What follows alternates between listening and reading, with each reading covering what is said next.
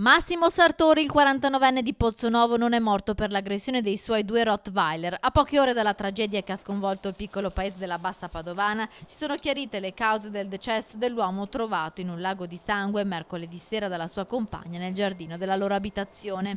Da fonti della Procura di Rovigo, titolare dell'indagine per competenza territoriale, è trapelato che Sartori sarebbe deceduto in seguito ad un malore. A stabilirlo già la prima ispezione sul corpo effettuata dai medici. I segni dei morsi dei 2 cani, una femmina di 9 anni e un maschio di 2, non sono mortali. L'uomo, come avevano ipotizzato i carabinieri subito dopo l'intervento nell'abitazione di Pozzonovo, si sarebbe sentito male, era cardiopatico e sarebbe caduto per poi morire a causa delle patologie pregresse, mentre i 2 Rottweiler lo avrebbero morso solo successivamente e non in modo fatale, forse per chiamarlo o per invitarlo a rialzarsi. La procura, considerati questi elementi, ha già disposto la consegna della salma ai familiari per il funerale, annullando l'annunciata autopsia.